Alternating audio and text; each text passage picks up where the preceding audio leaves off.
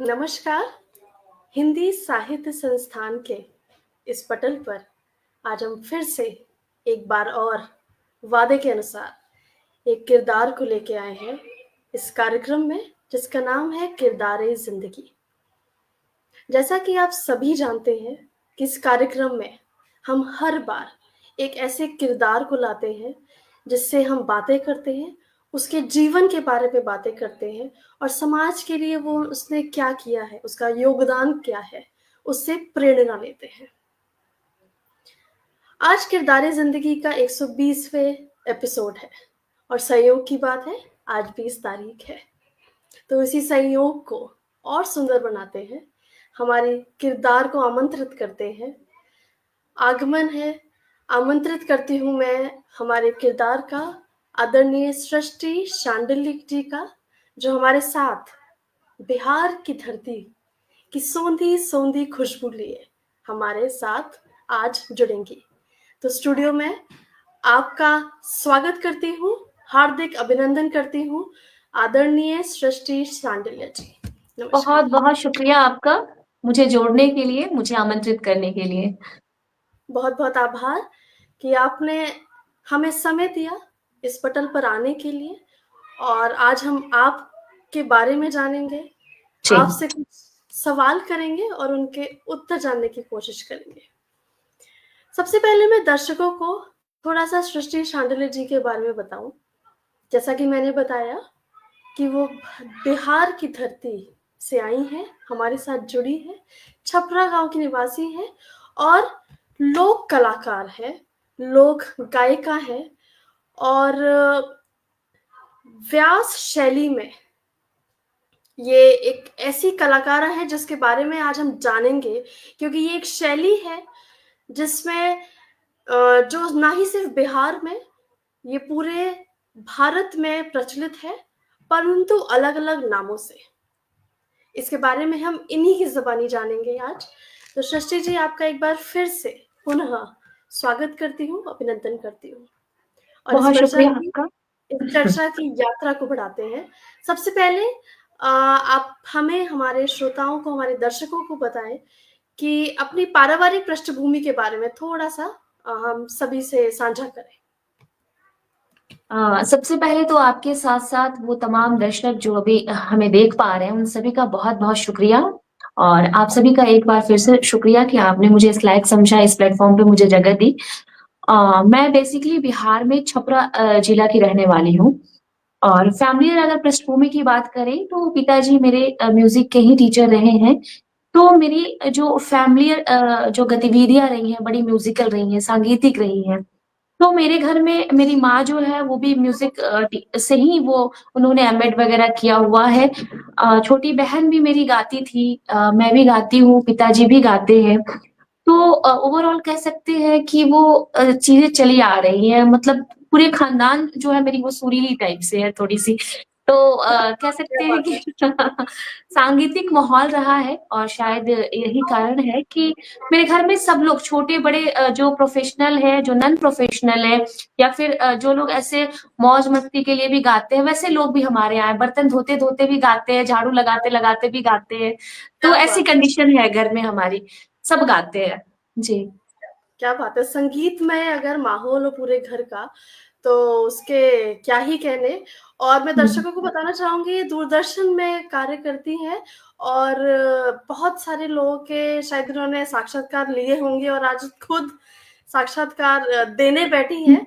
मुझे लगता है ये खुद में एक बहुत बड़ी उपलब्धि होती है किसी भी व्यक्ति की, और वही व्यक्ति किरदार बनता है और जैसे हम इस कार्यक्रम में आप सभी के साथ बुलाते हैं और उनकी कहानी उन्हीं की ज़बानी सुनते हैं। तो आगे चलते हैं। जैसा कि आपने बताया कि संगीत का माहौल हमेशा आपने बचपन से ही देखा है और जी। शायद अ, वजह रही होगी कि इस तरफ आपका रुझान चला गया। आपसे बातचीत के जी। वक़्त आपने मुझे बताया था कि आपने जर्नलिज़्म की पढ़ाई करी है। तो जी। अ, मैं ये पूछना चाहती हूँ कि जब आप बचपन से ऐसी संगीत के माहौल में थीं और आपने जर्नलिज्म की जब पढ़ाई करी, तब आपने संगीत में जाने का नहीं सोचा था? या आपका जो रुचि थी वो जर्नलिज्म की तरफ थी, आप क्या कुछ और बनना चाहती थी तब? एक्चुअली मैं बताऊँ मेरे स्कूल डेज़ की अगर मैं बात करूँ तो I was very good in music. School के वो तमाम प्रतियोगिता, वो नेशनल लेवल हो या फिर हम कह सकते हैं उसको कि स्टेट लेवल के जो भी परफ़ॉर्मेंसेज़ होते थे, उसमें मैं बढ़-चढ़ के हिस्सा लेती थी और एक होता है कि स्कूल को रिप्रेज़ेंट करती थी। तो वो क्लास 1 से 9th-8th तक वो चीज़ें मेरी रही हैं। लेकिन उसके साथ-साथ ये चीज़ें मैंने महसूस की जैसे-जैसे मैं बड़ी होती गई कि मैं थोड़ी बातूनी भी हूँ और थोड़ी एक्सप्रेसिव भी हूँ। मुझे लगता था कि हाँ, I can be good in journalism also क्योंकि जी, वाक्पटुता है, वाचाल हूँ, तो वो चीज़ें कहीं तो निकलनी चाहिए और इसके पीछे एक बड़ी अच्छी-सी बात है, मैं आपको बताना चाहूँगी कि ये जी, मेरा जब जन्म हुआ था जी। तब शायद मैं 8-9 महीने के बाद बहुत जल्दी बोलना शुरू कर दी थी और बहुत ज़्यादा बोलती थी। यही कारण था कि मेरी दादी ने मेरा नाम बुलबुल रख दिया था मेरे क्या बोलने की वज़ह से। क्या बात तो क्या कह सकते हैं कि ये जो बोलने की कला थी वो बचपन से थी, बहुत बातूनी रही हूँ बोलती रहती हूँ, एक्सप्रेसिव हूँ। तो मेरे साथ-साथ मेरे आस-पास के लोगों को भी लगता था कि नहीं जर्नलिज़्म जो है इसके लिए बेस्ट फ़ील्ड हो सकता है। तो दैट्स व्हाई मैंने जर्नलिज़्म चूज़ किया। संगीत तो खून में था, वो तो कहीं जाएँगी नहीं चीज़ें। बिल्कुल, तो बिल्कुल, बिल्कुल। मैं ये एक पैशन है और एक जो है वो कह सकते हो मोटिव है। 2 चीज़ें हैं मेरे लिए संगीत और जर्नलिज़्म 2 ही चीज़ें हैं जिसको लेके मैं आगे बढ़ रही हूँ। बहुत यही सुंदर। रहा मेरा। दोनों जो आपकी रुचि थी और जो आप बनना चाहती थी, दोनों को साथ में लेके आप चल रही हैं और उसी में अपना भविष्य हुँ। देखती हैं। बहुत अच्छी बात है कि आपको ऐसा मौका मिला है कि आप दोनों का समन्वय आराम से कर पा रही हैं। अ, आगे चलते हैं। हाँ, आप कुछ कहना चाहती हैं? जी आपने कहा जी, कि आप दोनों को लेके चल रही हैं, ये अभी मैं 1.5 साल से दोबारा करना शुरू की हूँ, 2 साल मान सकते हो उसको। जी, बीच में जी। कुछ ऐसे पड़ाव आए मेरी ज़िंदगी में जो मैं यहाँ साझा करना चाहूँगी आप सबों के बीच में, कि आफ्टर जी, school I was good in studies तो मैं पढ़ाई कर रही थी, पढ़ाई करना शुरू किया मैंने। मेरी छोटी बहन जिनका नाम था अनुभूति शांडिल्य तिस्ता, अनुभूति शांडिल्य उर्फ तिस्ता। तो वो बहुत अच्छी थी संगीत में, बहुत अच्छी गायिका थी एंड मेरे घर वालों को लगा कि वो एक बेहतर फेस हो सकती है म्यूज़िक के फ़ील्ड में, तो उसके तरफ सबने कंसंट्रेट करना शुरू किया। मैं अपने जर्नलिज़्म की तरफ फ़ोकस कर रही थी। जी। दुर्भाग्यवश तिस्ता हम लोगों के बीच 2018 के बाद नहीं रही और ये जो कुँवर सिंह गाथा गान की चर्चा अभी थोड़ी देर पहले आप कर रही थी, कि व्यास जी, शैली जो करती थी, वो हुँ, तिस्ता हुँ। किया करती थी। उन्हें लोग बिहार की तीजन बाई कहते थे क्योंकि तीजन बाई इस कैरेक्टर में एक बहुत ही फ़ेमस नेम है जिसको सब लोग जानते हैं। तो 2019 के बाद ये प्रश्न चिन्ह हमारे फैमिली के ऊपर आके खड़ा हुआ है क्योंकि फैमिली जो मेरी रही है म्यूज़िकल रही है और मेरे जी, पिताजी ने बड़ी वो कहते हैं उसको सेवा से तिस्ता को अपने इर्द-गिर्द तैयार किया था कि जो मेरा जो कारवां है मेरी बेटी तिस्ता आगे लेके जाएगी। तिस्ता के नहीं रहने के बाद तमाम चीज़ें खाली हो गई, सब कुछ सूना पड़ गया था। पापा की प्लानिंग थी कि किसी एक स्टूडेंट को लेके मैं आगे बढ़ूँगा। तब ऐसा लगा कि अरे स्टूडेंट तो बहुत सारे हैं, हो सकता है इन फ्यूचर स्टूडेंट करते-करते कब कह दे कि मेरी अपनी चीज़ें हैं, तो आपकी चीज़ें मेरी हो गई, कुछ भी हो सकता था, आप समझ जी, जी, सकती हैं। जी, तब मेरे फैमिली में मेरा भाई और मैंने ये डिसाइड किया कि नहीं, जब वो चीज़ें अंदर है, तो थोड़ा मेहनत ज़्यादा होगा, कोई बात नहीं। मैंने पापा को बोला कि डोंट वरी फॉर दैट मैं हूँ, आप मुझ में वो संभावना देखिए। मैं तिस्ता तो नहीं हो सकती हूँ, लेकिन अपनी पुरज़ोर कोशिश करूँगी कि मैं उस जगह को भर पाऊँ, शायद मैं वो चीज़ कर पाऊँ। फिर मैंने अपने आप को चेंज किया, मैं गाँव की तरफ बढ़ी, मैंने फ़ोक को समझा, दादी, बुआ, नानी के साथ बैठ के गीतों को गाया, उसके मर्म को समझा। धीरे-धीरे मुझे लगा कि अरे! मैं गीत गाने के साथ-साथ उन गीतों का एक्सप्लेनेशंस भी दे सकती हूँ, जो हमारे आस-पास मौजूद है, जिनके बारे में कोई बात नहीं करता है। जी, तो जी। From there I started and आज मैं यहाँ हूँ और मैं बहुत खुश हूँ कि बहुत कम समय में यहाँ तक चीज़ें आई हैं, लोगों ने हाथों-हाथ लिया, तो मेरे लिए बहुत बड़ी उपलब्धि है ये। तो बिल्कुल, तिस्ता की जगह को भरने की कोशिश कर रही हूँ, शायद वो मैं ना कर पाऊँ, लेकिन जब तक सृष्टि करेगी, तब तक तिस्ता रहेगी, ये मेरी बिल कोशिश है। बिल्कुल, बिल्कुल।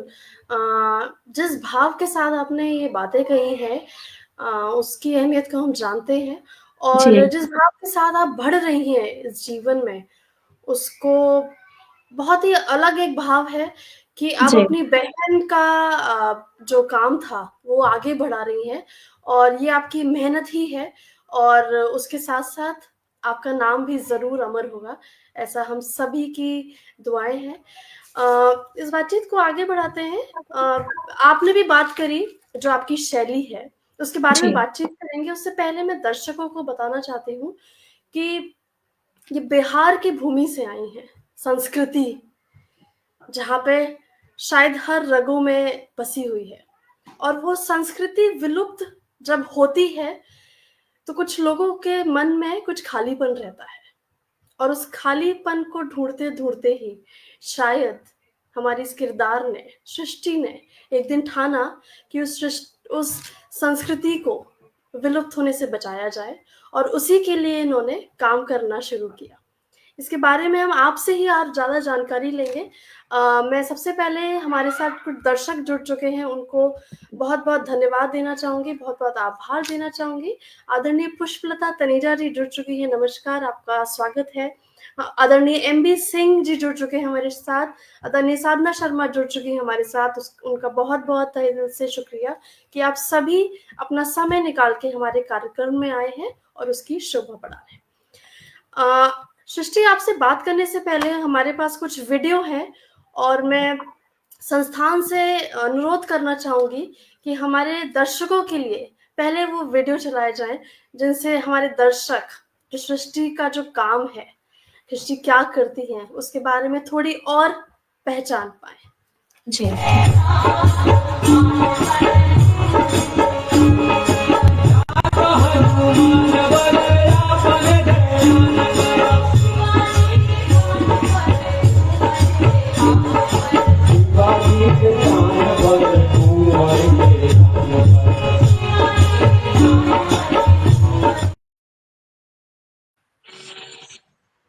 याद कराओ था जौन 1857 साल में देश से अंग्रेजों के भगावे खातिर कैले रहे। आज के कथा के प्रसंग उहे लड़ाई के याद कराओ था जौना में तात्या टोपे और झांसी के रानी जैसन दिग्गज लोग अपन जिंदगी दांव पे लगा देहलस। ओइसन के एगो नाम बा बाबू बे। बहुत बहुत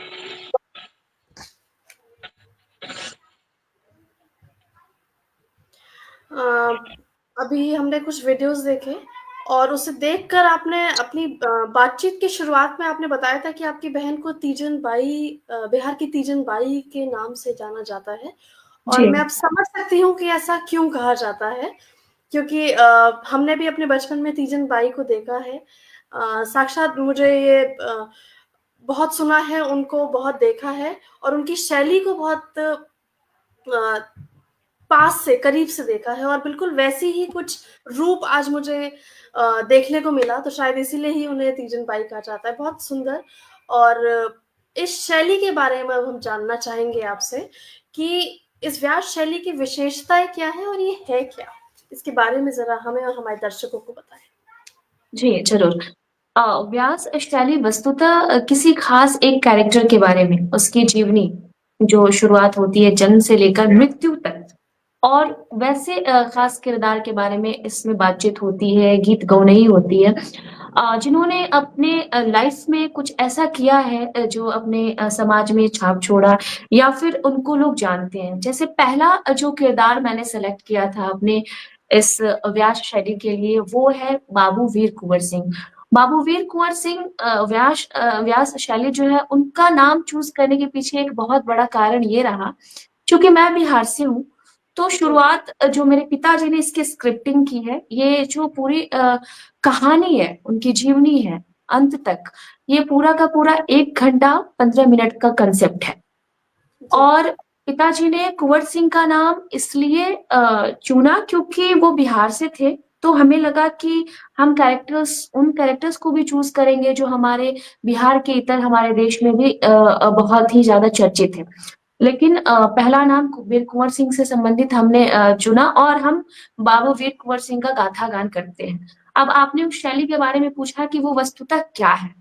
जी, किसी भी खास कैरेक्टर को हमने लिया, उस पे वर्कआउट किया, उनके बारे में जीवनी निकाली, इतिहास निकाला, उसके साथ-साथ एक कैरेक्टर, जैसे अभी आपने वीडियो में देखा होगा मैंने लाल रंग की साड़ी पहन रखी है, तो वहाँ मैं शुरुआत करूँगी डायलॉग डिलीवरी के साथ। एक ही कैरेक्टर मंच पे प्ले करता है जो कि डांस भी करेगा, जो कि सिंगिंग भी करेगा, जो कि डायलॉग डिलीवरी भी देगा और साथ ही साथ उनकी जीवनी का वाचन भी करेगा। ये इस गाथा गान मतलब ये किसी का भी गाथा गाने की शैली होती है। किसी व्यक्ति विशेष की गाथा को जो हम गाते हैं उसको ही हम लोग कहते हैं। अलग-अलग जो राज्य हैं उनमें अलग-अलग नामों से इसको जाना जाता है। अगर हम छत्तीसगढ़ के साइड बढ़ेंगे तो इसको हम बोलते हैं पणवानी, जहाँ से हमारी आस-पास के क्षेत्र से हमारी तीजन बाई बिलॉन्ग किया करती हैं। और यही जो डांस फॉर्म है वेस्ट बंगाल में जब पहुंचता है तो वो हो जाता है बाउल, जिनकी मेन कैरेक्टर है पार्वती बाउल, जो किसी परिचय की मोहताज नहीं है। वो हाथ में इंस्ट्रूमेंट लेके मीरा का रोल ज्यादा प्ले करती है। तो कह सकते जी, हैं कि आप किसी भी कैरेक्टर को उठा के रोल प्ले कर सकती हैं। आपके हाथ में एक इंस्ट्रूमेंट होगा, उस इंस्ट्रूमेंट को जरिया बना के आप डायलॉग डिलीवरी कर सकते हैं, आप उसको गा सकते हैं, गा के भी जीवनी बताया जा सकता है, बोल के भी, या फिर आप एक्सप्रेशंस दे के भी जीवनी बता सकते हैं। तीनों चीजें उसमें सम्मिलित होती हैं। और जब वो डांस फॉर्म जब वो तरीका हमारे बिहार में मूव करता है तो उसको हम बोलते हैं ब्यास शैली। तो ओवरऑल नाम भले बदल जाए लेकिन इसमें जो मेन बात होती है वो ये होती है कि इसमें गाथा गान होता है, किसी भी खास कैरेक्टर का गाथा को प्रस्तुत किया जाता है। जैसे अभी नेक्स्ट जो हमारा गाथा गान होने वाला है वो मैं द्रौपदी पे वर्कआउट कर रही हूँ, सीता पे कर रही हूँ। तो आगामी जो प्रोजेक्ट्स हैं वो द्रौपदी और सीता को लेके है, क्योंकि ये दोनों कैरेक्टर भी देश में ऐसा कोई व्यक्ति नहीं होगा जो नहीं जानता होगा। तो कुछ ऐसे ही कैरेक्टर्स को लेके हम लोग बढ़ते हैं जो सब लोगों के नजर में होते हैं। तो यही है हमारे जो गाथा गान की शैली है, विशेषकर यही चीजें होती हैं इसमें। जी। अगर मैं संक्षेप में कहूँ तो आप किसी एक व्यक्ति विशेष के जीवन के बारे में बताती हैं, जो जी शायद हमने सिर्फ किताबों में पढ़े हैं। वो आप अलग माध्यम से लोगों तक पहुँचाती हैं। जी, नहीं अ, मैं फोक सिंगिंग के साथ साथ ये भी करती हूँ। फोक ये सिंगिंग भी तो मेरा एक अलग सेगमेंट है। जी, जी जी, जी।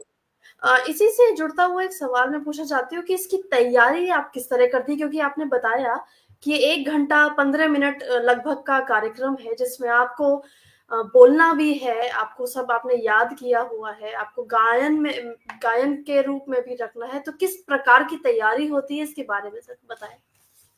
टू बी वेरी ऑनेस्ट, जब परफॉर्म करने जाना होता है उस जी, समय बस एक ही आत्मा से आवाज आ रही होती है कि बस सब कुछ शुभ शुभ करके मैं परफॉर्म करके वापस आ जाऊं। आफ्टर परफॉर्मेंस मुझे कम से कम 20 से 25 मिनट लगता है सांस को ऐसे नॉर्मलाइज करने में, पानी पीने में, क्योंकि 1 घंटा 15 मिनट कम समय नहीं होता है।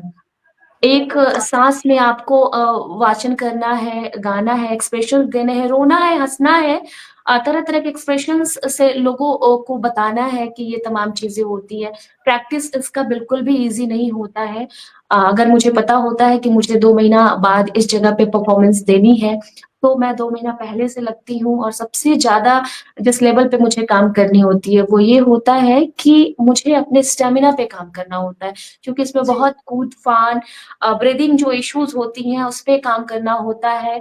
साथ ही साथ जो पीछे हमारे इंस्ट्रूमेंट प्लेयर्स होते हैं उनके साथ कोलैबोरेट करके बड़ा कंसंट्रेशन को मेंटेन करना होता है। तो ओवरऑल कह सकते हैं कि it is not an easy task. जब मैं करने लगी तब समझ में आया कि वो तिस्ता क्या किया करती थी, बाप रे। तो शुरुआत में मुझे बहुत प्रॉब्लम हुई थी।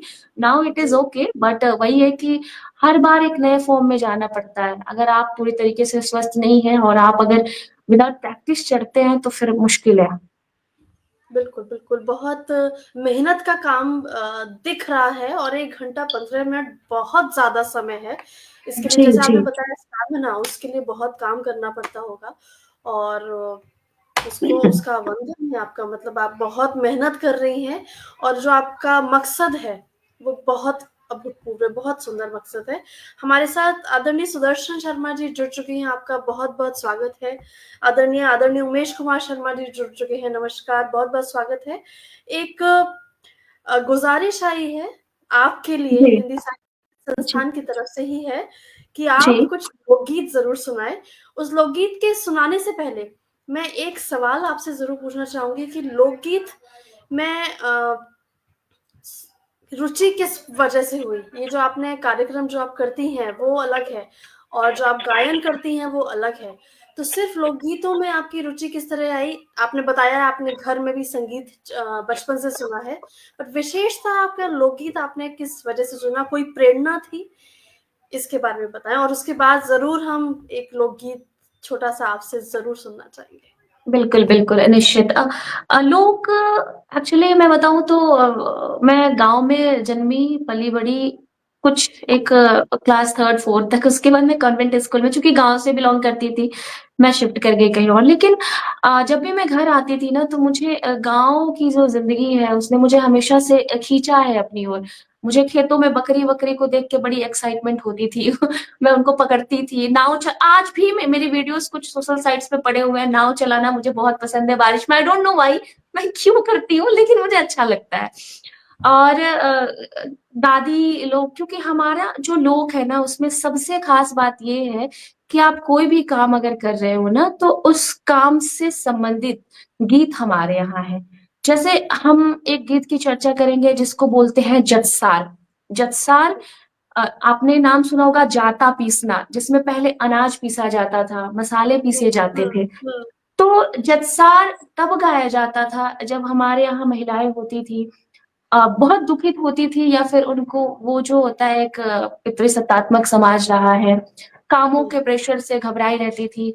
तो जब वो जाता पीसती थी ना, बड़ी इत्मीनान से जाता को पीसते रहना और अपने दुखों को गाते रहना, तो हर एक गीत जो है ना, कहीं न कहीं हमारे लोक की जो गतिविधि रही है, जो काम रहे हैं, उससे संबंधित रही है। जैसे कि खेतों में अगर किसानों की औरतें काम कर रही होती हैं, तो उन लोगों के अलग गीत होते हैं। जो कपड़े धोने वाले धोबी होते थे, उन लोगों के अलग गीत होते थे, और सबकी अपनी-अपनी प्राथमिकताएँ। हमारे लोक में किसी के भी बगैर कोई काम नहीं हो सकता है, हर किसी की अपनी-अपनी इम्पोर्टेंस है।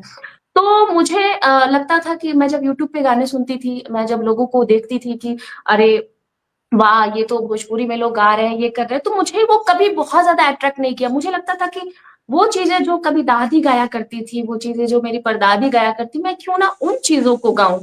थोड़ा-सा उसको वेस्टर्न कल्चर से जोड़ के देखते हैं। ऐसा थोड़ी है कि चीज़ें अगर अच्छी हों तो लोग नहीं सुनेंगे, नहीं जानेंगे। तो फिर मैंने उस पे काम करना शुरू किया, और लिटरली मैं बताऊँ तो सोशल साइट ने मुझे बहुत ही ज़्यादा सँभाला, लोगों ने हाथों-हाथ लिया, लोगों का प्यार मिला, और मैंने किया इसको, और अभी रिसेंट में मैंने 2-3 अपने गीत भी लॉन्च किए, और बहुत सारा दर्शकों का मुझे प्यार मिला। और इसके इतर, जैसे हमारे यहाँ बहुत परंपराएँ होती हैं, बहुत सारे लोग हैं जो इस बारे में नहीं जानते हैं, जैसे कि हमारे यहाँ पवरिया डांस फॉर्म, पवरिया। हम्म। पवरिया मैं आपको बता दूँ, हो सकता है बहुत लोगों को नहीं पता होगा। हमारे यहाँ जब लोक में किसी के यहाँ बच्चे पैदा होते हैं, खुशी का माहौल होता है, तो ये ऐसी कैटेगरी होती है लोगों की जो पता लगा लेते हैं कि आस-पास में किसके घर बच्चे हुए हैं, बधाइयाँ देने जाते हैं। तो हम्म। वो पवरिया डांस फॉर्म होता है, जिसके बारे में आजकल लोग में कोई बात नहीं कर रहा है। तो नेक्स्ट जो मेरा प्रोजेक्ट है, जिसको मैं कल से परसों तक अपने यूट्यूब पे इसको डालने वाली हूँ, वो पवरिया है।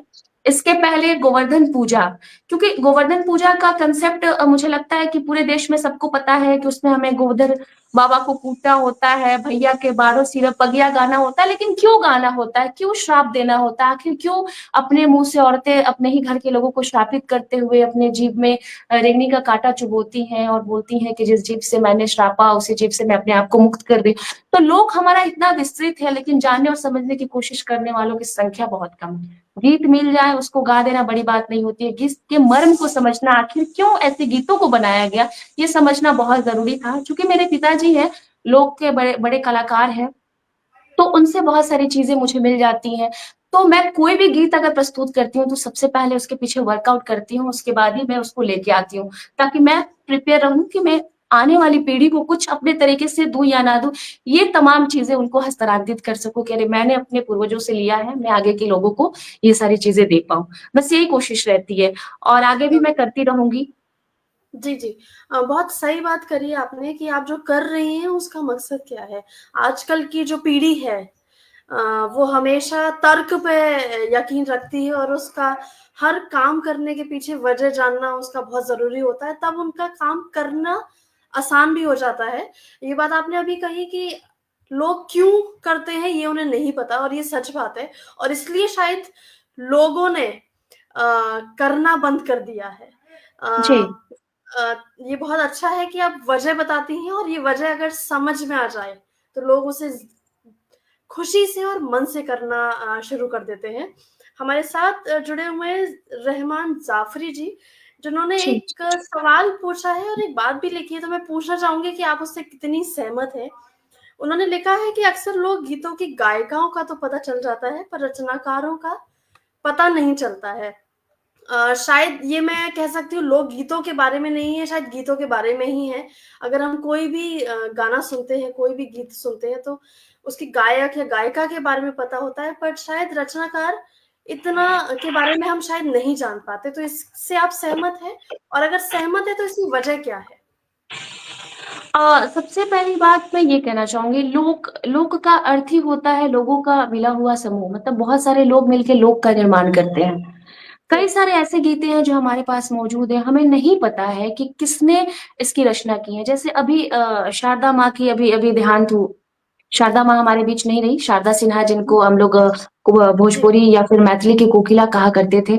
आप गौर जी। कीजिएगा कि कई सारी ऐसी रचनाएं हैं जो उन्होंने गाया। मैं उनकी एग्जाम्पल क्यों दे, क्योंकि वो एक ऐसी कैरेक्टर है जिसके बारे में सब लोग जानते हैं। तो उन्होंने बिल्कुल। कई सारे गीतों को गाया है। लोक का मतलब होता है कि वास्तु जो है उसका क्या है, और जो वास्तविकता किसने लिखा है इसका सच में पता नहीं होता है। तो जिसने पहले वो गीत को गा दिया वो उसका गीतकार हो गया। जैसे शारदा माँ ने किसी गीत से पहले पहल हम कहीं नहीं, छठी मैया बरत त्योहार, कितनी भी सृष्टि गा ले, कितनी भी नेहा गा ले, लेकिन वो गीत कहा जाएगा शारदा सिन्हा जी का ही। जी। हालांकि वो रचयिता वो नहीं है उस गीत की, लेकिन फिर भी लोक में ये चीजें होती है कि जिसने पहले प्रेजेंटेशन दी, अब वो लोग कहते हैं कि अरे वो तो उसका गाया हुआ गीत है, तुम उसको गा रही हो। लेकिन लोक किसी का बपौती नहीं होता है, लोक किसी का भी नहीं होता है। लोक जो क्या होता है वो बात। सबका होता है। लोक जो होता है सबका होता है। ये हमारी विशेषता है कि हम लोक से कितनी चीजों को अर्जित कर पाते हैं। हमने जितना लिया लोक ने हमें दिया। लोक बिल्कुल प्रकृति की तरह है, आप लेते जाओ निकालते जाओ वो आपको देते जाएगा। तो बस क्या यही बात। है परिभाषा। क्या बात है। एक सवाल आया है कि आप लोकगीतों की बात कर रही हैं, तो लोक गीत को सही मंच क्या मिला है आपको लगता है? और अगर नहीं मिला है तो क्या चुनौतियां आपने महसूस करी हैं, आपको सामना करना पड़ रहा है, उनके बारे में बताइए। ये जिन्होंने भी पूछा है सबसे पहले तो उनको साधुवाद कि इस तरह के प्रश्न होने चाहिए। एज ए लोक कलाकार तमाम परेशानियां आती है। आप जी। आए दिन हमें कॉल आते हैं कि सृष्टि जी हम आपको फाइनेंस कर देंगे, लेकिन थोड़ा सा वल्गर है सृष्टि जी। थोड़ा सा अपने जो आपका टेम्परामेंट है उससे थोड़ा सा चेंज होके गाना है। फिर लगता है कि अरे 10,000 लोग ही जाने, लेकिन कम से कम वो खुल के जीने की जो एक अभिलाषा है वो तो बनी रहेगी। नो डाउट भोजपुरी में बहुत खराब चीजें आई हैं। कुछ एक कलाकारों की वजह से भोजपुरी जितनी प्यारी सी भाषा है, भोजपुरी की बोली जितनी प्यारी है, उसमें बिल्कुल। कहीं ना कहीं लोगों ने दाग तो लगाया है। लेकिन सबसे ज्यादा खुशी इस बात की है कि भले वेस्टर्न बीट पे ही धीरे धीरे लोग अपने रूट्स की तरफ बढ़ रहे हैं। आजकल आप इसका एग्जाम्पल मैं आपसे इस तरीके से शेयर करना चाहूंगी ताकि सारे लोग रिलेट कर पाए। जी। आजकल लड़कियां मम्मी की साड़ियां ज्यादा पहनने लगी है, आजकल दिखाने लगी है कि अरे माई मॉम बिफोर 25 years मेरी मॉम ऐसी दिखती थी, नाउ आई एम लुकिंग किस तरीके से मम्मी की साड़ी पहन के मैं दिख रही हूँ। तो सेम चीजें हमारे लोक में भी हो गई है। अरे छोड़ो ना, जो सब गा रहे हैं छोड़ो, जो हमारी दादियां गाती थी उसको गाते हैं, हो सकता है कुछ नया इफेक्ट लेके आए। तो ये चीजें ये बदलाव का दौर है। हर फील्ड में बदलाव हो रहे हैं और लोक गीतों के भी फील्ड में बदलाव हो रहे हैं। लेकिन कभी कभी मन बहुत दुखित होता है कि पेड आर्टिस्ट जो कुछ भी गा लेते हैं, वहां उनकी अगर स्टेज परफॉर्मेंस की बात की जाए तो दे आर जस्ट लाइक उनकी ज्यादा पेमेंट्स हो जाती हैं। लोक कलाकारों को संघर्ष करना पड़ता है।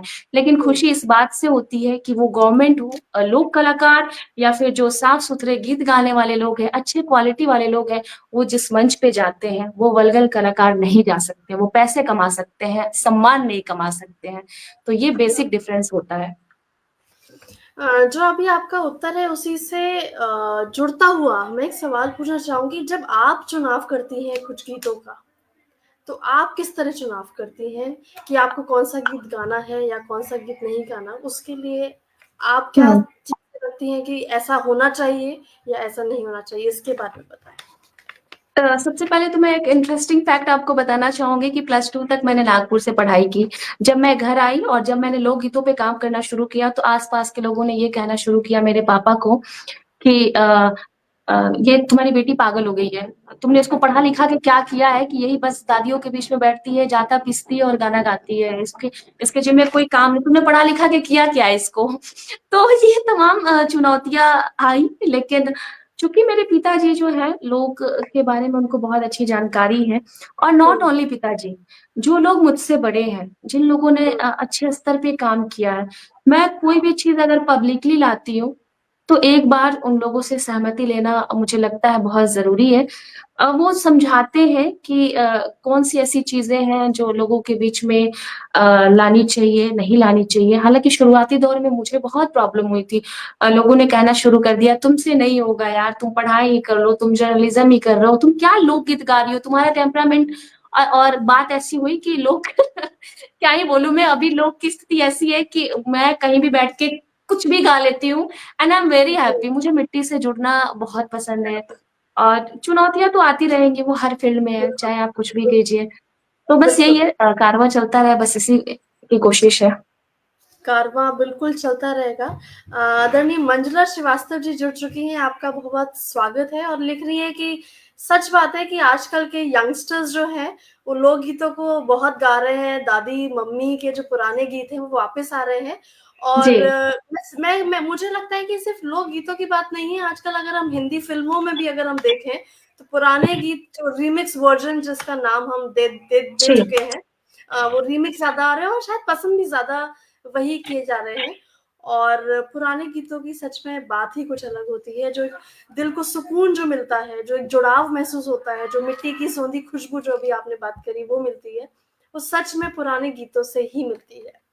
जी बिल्कुल। बातचीत को आगे बढ़ाते हैं, और मैं पूछना चाहूंगी कि आपका पहला जब आपने कार्यक्रम दिया उसका अनुभव जरूर साझा करिए हमसे। पहला जो मैंने कार्यक्रम किया था अपना, वो अपनी बहन की पहली पुण्यतिथि पर मैंने की थी। और मेरे लिए एक तो लाइफ में बहुत ड्रास्टिक चेंजेस थे। जी जी। तिस्ता के रोल को ही तिस्ता के मंच पे उसको श्रद्धांजलि के रूप में प्रस्तुत करना मेरे लिए बहुत कठिन था। आई डोंट नो मैंने कैसे किया, उस 1 घंटे मैंने खुद को कैसे कंट्रोल किया, क्योंकि उसको अभी गुजरे बहुत दिन हुए नहीं थे। एंड उस परफॉर्मेंस को देने के बाद मैं 2 घंटे तक बिल्कुल होश में नहीं थी। मैं शायद उसके जाने के बाद भी इतना नहीं रोई थी जितना ज्यादा मैं तब रोई। और फिर पता नहीं क्या हुआ, उसके बाद मैंने कई परफॉर्मेंसेस दिए, उसके बाद कभी नहीं रोई। That was first and last जब मैं रोई हूँ। और कोशिश यही होती है कि चूंकि मेरे सारे जो कार्यक्रम होते हैं वो श्रद्धांजलि के रूप में तिस्ता को ही समर्पित होते हैं, तो मुझे ऐसा लगता है कि तिस्ता के कहीं ना कहीं आशीर्वाद जो होता है उस टाइम मेरे साथ होता है। तो दैट टाइम मैं सिर्फ सृष्टि नहीं होती हूँ, मैं तिस्ता के भी कैरेक्टर को प्ले कर रही होती हूँ, तो चीजें आसान हो जाती हैं। मंच हेजिटेशन ये सारी चीजें तो होती ही हैं, पहला कोई भी चीज बहुत खास होता है। तो बिल्कुल। पहला वही था कि हेजिटेशन था, थोड़ी बहुत प्रॉब्लम्स थी, बट धीरे धीरे आदमी यूज टू हो जाता है, करने लगता है, तो सारी चीजें फिर सही हो जाती हैं। जी। जब मकसद बहुत सुंदर हो, परिवार का साथ हो, मन में बहन के लिए इतना समर्पण और इतना प्रेम हो, तो सारी परेशानियां हट जाएंगी। बहुत सुंदर भाव कहे आपने। और जो पहला कार्यक्रम है, जो जी पहली बार आप मंच पे आई होंगी, वो शायद आप कभी नहीं भूल पाएंगी।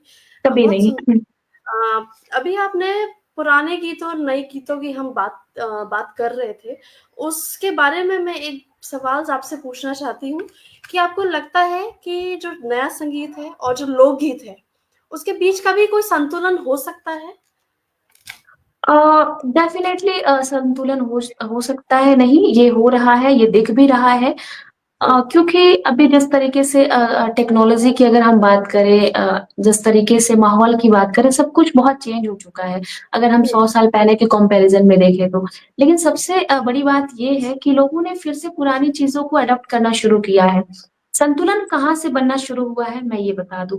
पहले जो चीजें होती थी बड़ी शांत, बहुत संभल भाव से प्रस्तुत की जाती हैं।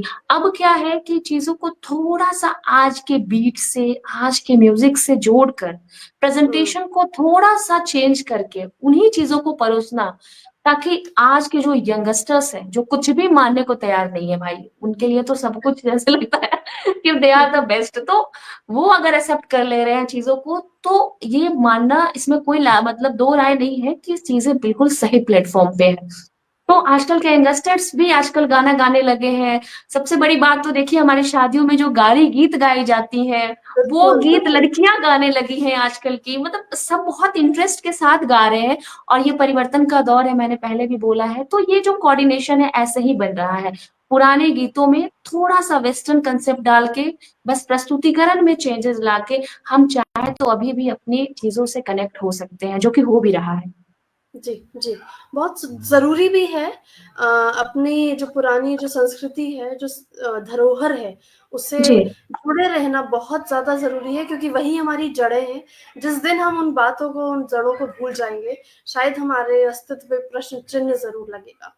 बिल्कुल अ, बिल्कुल। आपके साथ बातचीत कर रही हूँ, बहुत सारी आपने जानकारी दी है और कई बार मेरे सामने लोग बोल रहे हैं गीत के लिए, तो अब अगर अपनी मनपसंद जो आपका सबसे पसंदीदा गीत है या जो भी आपके मन में आ रहा है, ज़रूर एक बार हमें और हमारे दर्शक को सुनाएँ। अभी अभी रिसेंटली मेरा एक गीत है जो कि झूमर है।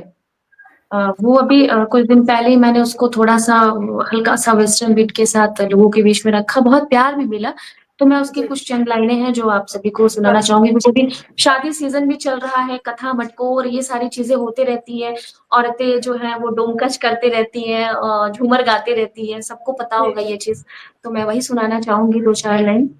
हर गईले निमुआ उलर गईले डढ़िया से ना गईले, हो से ना गईले, परदेसी बलमुआ से ना गईले, परदेसी बलमुआ से ना गईले। जे हामा जनती पिया मोरा आई है टिसनिए पर, हाँ टिसनिए पर, टिसन मतलब स्टेशन। जे हामा जनती पिया मोरा आई है टिसनिए पर, रिक्शा लेके जैती टिसनिए पर, रिक्शा लेके जैती टिसनिए पर। अपने बैठती पिया के बैठौती देवर जी से, हाँ देवर जी से, रिक्शा हकवैती देवर जी से, रिक्शा हकवैती देवर जी से। जे हामा जनती पिया मोरा आई है टिसनिए पर, हाँ टिसनिए पर, जेबना लेके जैती टिसनिए पर, जेबना मतलब खाना, जेबना लेके जैती टिसनिए पर। अपने जे खैती पिया के खियैती देवर जी से, हाँ देवर जी से, बरतन मजवैती देवर जी से, बरतन मजवैती देवर जी से। क्या बात है! आनंद ही आनंद। संगीत एक जी शायद ऐसी चीज़ है जो सूरज का। बहुत रूह से रूह को जोड़ देती है। आप जब गा रही थी तो ऐसा लगता है बस गाते ही रहें, और संगीत की यही जादूगरी है।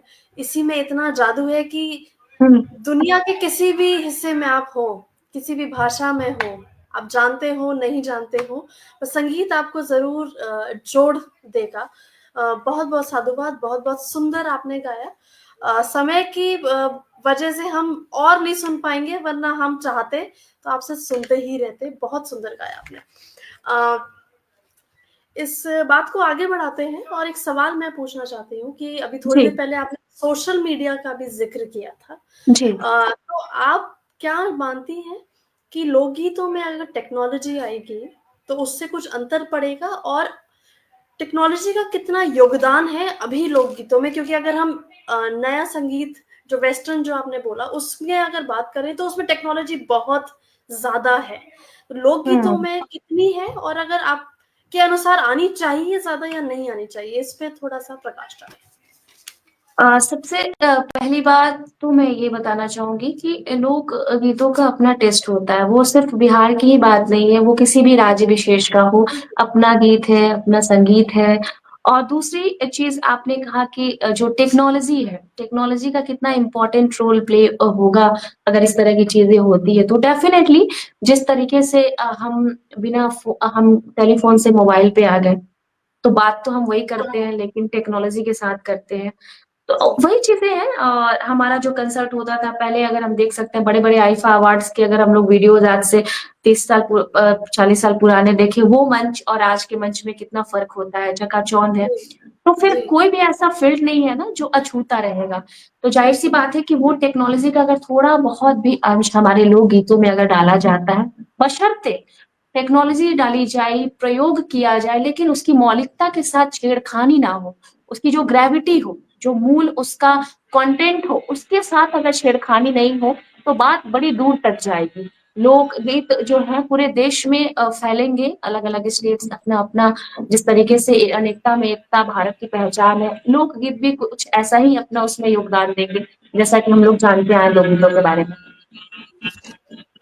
बिल्कुल सही बात है। टेक्नोलॉजी अगर आ जाएगी तो शायद ज़्यादा लोगों तक हम पहुँचा सकेंगे अपने गीतों को और बेहतर तरीके से पहुँचा सकेंगे। जी, क्योंकि माध्यम की ही बात कर रहे हैं, बात एक है लेकिन अलग-अलग माध्यम से अलग-अलग रूप में उसे सँवार कर, उसे सजा कर किस तरह उन्हें प्रस्तुत करना है, इसी की बात है। अ, थोड़ा-सा मैं कुछ और भी आपसे बात करना चाहूँगी, उससे पहले मैं आपको बता दूँ कि हमारे पटल पर ये बहुत सारे आए लोग बात कर रहे हैं कि एक गीत से मन नहीं भरा है, तो मैं आपसे और उन लोगों से भी बोल दूँ कि बिल्कुल हम एक गीत बिल्कुल सुनेंगे और मन फिर भी नहीं भरेगा। ये मैं आपको अपनी तरफ से बोल रही हूँ क्योंकि संगीत इतनी जी, सुंदर लोकगीत है, बहुत मज़ा आ जाता है सुन के कि सुनते ही रहो। जी, उससे पहले मैं एक सवाल ज़रूर पूछना चाहूँगी आपसे। जी। आपसे बात कर रहे थे तो आपने बताया था कि आप संस्कृति जो विलुप्त हो रही है उसके बारे में बात करती हैं, कुछ डॉक्यूमेंट्रीज़ बनाती हैं जिसके लिए बिहार सरकार ने आपको सम्मान भी दिया है, उसे सम्मानित किया है। उसके बारे में भी हमारे दर्शकों को कुछ बताएँ। मैं ये कहना चाहूँगी कि डॉक्यूमेंट्री इन द सेंस कि जैसे हमारे एक मैं एग्ज़ाम्पल देना चाहूँगी, हमारी जो जी, बिहार में शादियाँ होती हैं शादियों में आपने एक चीज़ गौर किया होगा कि ट्रेडिशंस बदलते जा रहे हैं, नई-नई चीज़ें लोगों पे हावी होती जा रही हैं। उस बीच में भी अरे! इस पे आ रहा है प्रखर भैया का कुछ-कुछ मैसेज, वो चूँकि जुड़ा हुआ है ना। तो मैं ये बोल रही थी ना कि जो हमारे यहाँ शादियाँ होती हैं, उसमें बहुत सारी ऐसी नई चीज़ें हैं जो हावी हो गई हैं। लेकिन जो पुरानी मौलिकताएँ हैं, वो अभी भी हमारे जो पूर्वज लोग हैं, जो दे के गए उसकी कुछ तो बातें हैं जिस पे हमें जानने और समझने की ज़रूरत है। एक बहुत बड़ा एग्ज़ाम्पल हमारी शादियों में लड़कियाँ जो होती हैं, जिनकी शादियाँ होती हैं, वो जी, चाहे लाख किसी भी तरह की चूड़ी पहन लें, लेकिन 1 लाख का चूड़ा, जिसको हमारे यहाँ लहठी बोलते हैं, लहठी जी, बोलते हैं जिसको, उसका होना बहुत शुभ माना जाता है।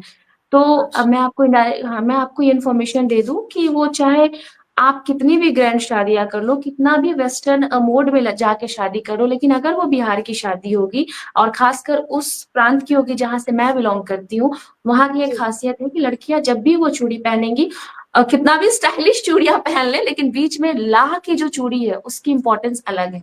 तो उसको जी, लहठी बोलते हैं। तो अगला जो मेरा काम है, वो लहठी पे है कि क्यों लहठी का इतना इम्पोर्टेंस है हमारे लोग में। आखिर क्यों चाह के भी हम डेवलप होते जा रहे हैं, चीज़ों को लेते जा रहे हैं, बावजूद उसके कुछ ऐसी चीज़ें हैं जिसको नहीं छोड़ पा रहे हैं पीछे। तो अभी जस्ट मैं घर गई थी छठ पूजा में 4-5 हुँ, दिन पहले और भाई दूज था उस दिन। मैं सुबह पहुँची हूँ और मेरे पास तकरीबन 1 से डेढ़ घंटा समय था। मैंने गोबर उठाया, गाय का गोबर उठाया, मैंने ऐसे गोवर्धन पूजा जैसा कुछ सीन बनाया, मैंने स्क्रिप्ट लिखी, तुरंत से वॉइस ओवर की। मैंने डॉक्यूमेंट्री 17-18 मिनट का शूट कर दिया, मुझे नहीं पता था।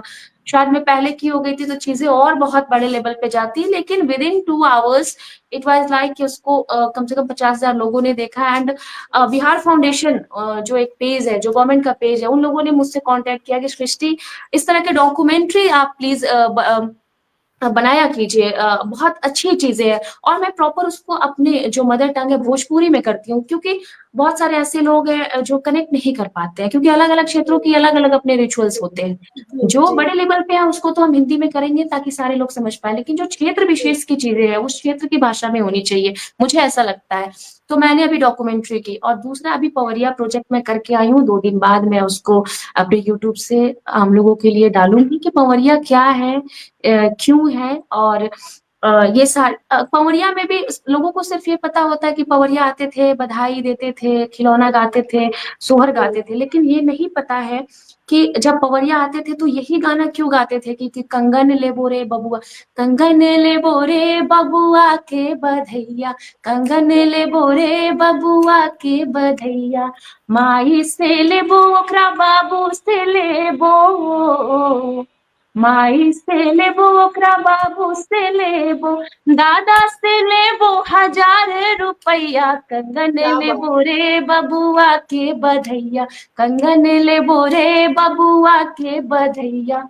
वाई ओनली बबुआ, वाई नॉट बबी? सवाल ये आता है, ये बिल्कुल, सवाल बिल्कुल। लोग पूछ सकते हैं। तो कहा जाता है कि पहले जो समाज की व्यवस्था थी, लोगों ने ये कह रखा था कि बेटियां जो होती हैं वो सोना होती है। सोना को हमने कभी भी प्रदर्शन का विषय नहीं बनाया, सोना को हमने हमेशा से सुरक्षित रखा, इसलिए हमारे लिए बेटियां सोना रही हैं। बेटे को हमने लौह माना, लोहा माना, इसलिए उसको किसी भी परिस्थिति में हम भेज देंगे, वो एडजस्ट कर जाएगा। तो वो तमाम चीजें हैं जहां हम यंगस्टर्स फेल हो जाते हैं। हमें सिर्फ पता है कि अरे ये तो डांस फॉर्म है, अरे ये तो गाने का एक फॉर्म है, इसको गाना है, इसको डांस करना है। लेकिन इसके पीछे कहानी क्या है, ये जानना बहुत जरूरी है। और हमारे इर्द गिर्द हमारे बड़े लोग, हमारे बुजुर्ग लोग हैं जिनसे अभी भी चीजें ली जा सकती हैं, जाना जा सकता है। मैं तो अपने आसपास के लोगों से ही शिक्षा लेती हूँ, तब जाके मैं कुछ काम करती हूँ। तो ऐसा नहीं है कि हमारे पास ये सारी चीजें नहीं अवेलेबल है, बशर्ते जरूरत है कि उस लेवल पे जाके काम करना पड़ेगा हम जैसों को। बिल्कुल। बहुत सही बात है कि आप वजह बता रही हैं, जैसे हमने बातचीत में पहले भी ये बात करी कि हम लोगों को वजह बता देंगे, तो वो आसानी से आत्मसात कर लेंगे और अपने जीवन शैली में उसे एक अलग ही रूप में आगे लेके जाएँगे, और ना ही सिर्फ़ अपने साथ रखेंगे, हम आगे वाले यानी पीढ़ी को भी वो दे सकते बिल्कुल। हैं। ये काम बहुत ज़रूरी है और बहुत बड़ा काम है। ये सिर्फ़ एक कलाकार, जो एक शब्द है कलाकार, ये एक ज़िम्मेदारी है जो आप बहुत ही बखूबी निभा रही हैं। उसके लिए जी, बहुत-बहुत आपको नमन करते हैं आपका कि बहुत बहुत शुक्रिया कि आपने मुझे ये मंच दिया और मेरे माध्यम से इतने सारे लोग जुड़े, और मैं सभी के कमेंट्स को पढ़ पा रही हूँ, भर भर के प्यार मिल रहा है, मेरे लिए बहुत बड़ी बात है। जी, जी, जी।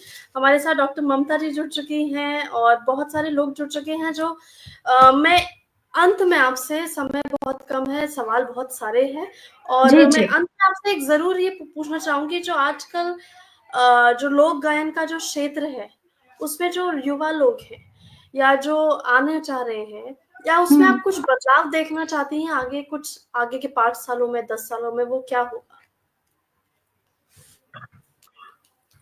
बदलाव तो वैसे भी होने शुरू हो गए हैं नेहा जी, मैं ये कहूंगी। और दूसरी चीज है कि ये बदलाव का दौर है, मैंने पहले भी आपको बोला है। जी, अरे तीसरी तीसरी चीज है कि कई सारी ऐसी चीजें हैं जिसपे अभी भी काम करने की जरूरत है।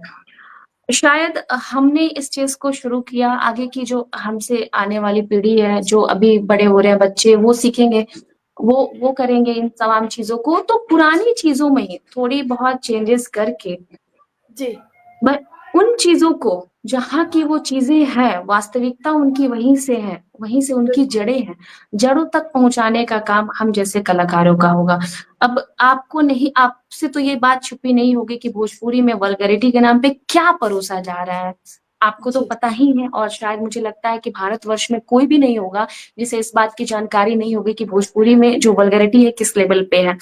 तो उसमें अगर 5 से 10% लोग भी बहुत अच्छा कर सकते हैं, तो वो बिल्कुल। 5-10 लोगों को आगे आना बहुत जरूरी है। क्योंकि अगर वो लोग उस लेवल पे जाके काम करेंगे, तभी जो आम लोग हैं, जो युवा पीढ़ी है, वो कनेक्ट कर पाएंगे।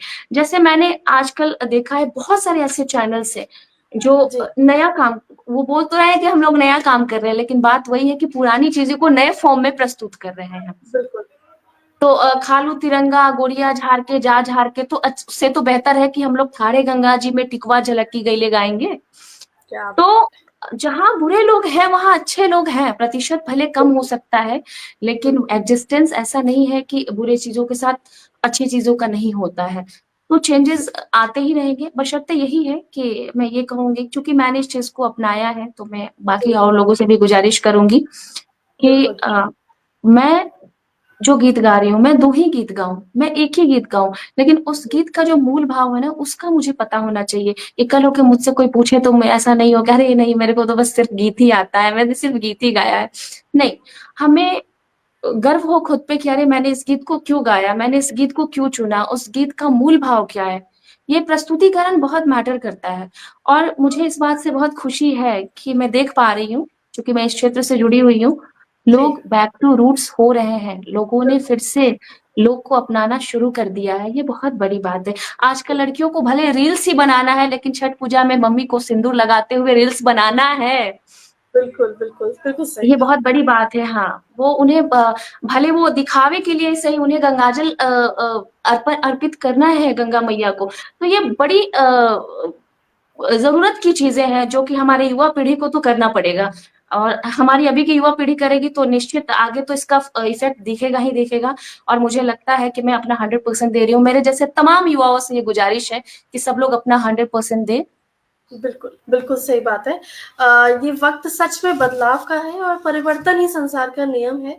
हम कुछ समय पहले अगर हम देखें अपने अपने आप को, तो हम शायद एक भटकाव की तरफ थे, भटक चुके थे, बट फिर से हम उन्हीं जड़ों की तरफ जा रहे हैं, उसी संस्कृति की तरफ जा रहे हैं और इसमें आप जैसे कलाकारों का बहुत बड़ा मैं योगदान मैं नेहा जी, मैं एक शब्द कहना चाहूंगी कि मैं उसको भटकाव भी नहीं मानती हूँ। एक होता है ना कि मैं जहाँ हूँ वहां से जी, मुझे डेवलपमेंट चाहिए। मैंने सही, डेवलपमेंट की तरफ शुरू किया, अपने पाँव रखने शुरू किए, मैं वो सारी चीजों को कंक्यूर कर रही हूँ जो मुझे थोड़ा स्टाइलिश बनाएगा, जो मुझे आज के सोसाइटी में एडजस्ट करने में मदद करेगा। फिर एक लेवल पे जी, आके मुझे लगेगा अब इससे ज्यादा क्या चाहिए, इससे तो सही, पहले ही वाला ज्यादा अच्छा था यार, थोड़ा सा अच्छा, चेंज करके वहीं चलते हैं। सुंदरता तो बिल्कुल, उसी में थी, अच्छी चीजें तो वही थी। फिर इन चीजों को अडेप्ट करने का कोई मतलब नहीं बनता है। तो वो इस स्टेज पे आ चुके हैं लोग, जब समझने लगे हैं कि अरे नहीं, हमारी वही चीजें अच्छी हुआ करती थी। जैसे 20s के बच्चे 90s के बच्चों को लेके खुश होते हैं, 20s वाले लोग जो गीत सुनते हैं वो 90s के गीतों की प्रशंसा करते हैं। तो ऐसे ही दौर आते रहेगा, चेंजेस आते रहेंगे। और अच्छी चीजें आएंगी नहीं, कैसे नहीं आएंगी, चेंजेस तो होते ही रहेंगे ऑफ बिल्कुल, कोर्स। बिल्कुल, और आप जैसे लोगों का प्लेटफॉर्म रहे, ऐसा मंच रहे, तो ऑफ कोर्स लोगों तक संदेश भी जाते रहेंगे। जी। बिल्कुल, बिल्कुल।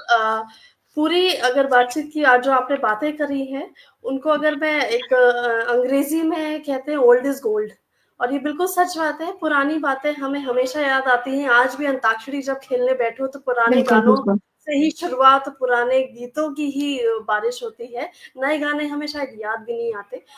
बहुत सुंदर बातें करी आपसे सृष्टि, बहुत सारी जानकारी ली और जी ऐसे पहलुओं को छुआ जो बहुत सारी चीजें हम जानते थे बट उन्हें शायद समझते नहीं थे और उन क्यों जो सवाल आज के युवा पीढ़ी के पास हमेशा रहता है कि हम ये क्यों करें, इस क्यों का जी। जवाब आपने बहुत सुंदर तरीके से दिया है और मैं उम्मीद करती हूँ कि आज जितने भी लोग हमें सुन रहे हैं या आगे जाके हमें सुनेंगे, इस बात को समझेंगे। हमारी संस्कृति को आगे बढ़ाने में हम सबका योगदान बहुत बहुत ज़रूरी है। इस मंच पर आने के लिए, अपना समय देने के लिए सृष्टि जी, आपका तहे दिल से बहुत-बहुत अभिनंदन करते हैं। हिंदी साहित्य संस्थान पटल आपका एक बार फिर से वंदन करता है और आपको बहुत-बहुत बधाई देता है, जो आप कार्य कर रही हैं, जो योगदान दे रही हैं समाज में, देश के लिए जो ये काम कर रही हैं, बहुत सराहनीय है। बहुत-बहुत साधुवाद, बहुत-बहुत बधाई आपको। बहुत बहुत और शुक्रिया आपके सभी दर्शकों का, उन लोगों से भर भर के जो प्यार मिला वो संबल होता है एक्चुअली, बहुत अच्छा करने के लिए बहुत प्रेरित करता है। तो वो जी, तमाम लोग जो इस कार्यक्रम में जुड़े, उन सभी को मेरा प्रणाम है। बहुत अच्छा लगा आप लोगों की बातें, आप लोगों ने बड़े ध्यान से मुझ जैसे नौसिखियों को सुना, ये बहुत बड़ी बात है। आगे फिर मैं आती रहूंगी। जी। नौसिखिए नहीं होता है, आप बहुत कुछ कर रही हैं समाज के लिए, देश के लिए, बहुत बड़ी बात है। और एक किरदार बनना, हर व्यक्ति विशेष में जो खूबियाँ हैं, उसको हम इसी माध्यम से, इस कार्यक्रम के माध्यम से लाते हैं। हमारा मकसद यही है कि हम अलग-अलग देश के कोनों से ऐसे रत्नों को ढूँढ के लाएँ और उनके बारे में जानकारी प्राप्त करें। तो जी। अब मैं दर्शकों को एक बार फिर से धन्यवाद देना चाहूँगी कि वो हमारे साथ जुड़े हैं, अपना समय दिया है और इतना प्यार दिया है हमें, हमारे पटल को और हमारी प्यारी सृष्टि को भी। अगली बार फिर मिलेंगे एक नए किरदार के साथ, इसी वादे के साथ। मैं नेहा शर्मा आज्ञा लेती हूँ और शुभ रात्रि, जय हिंद। जी।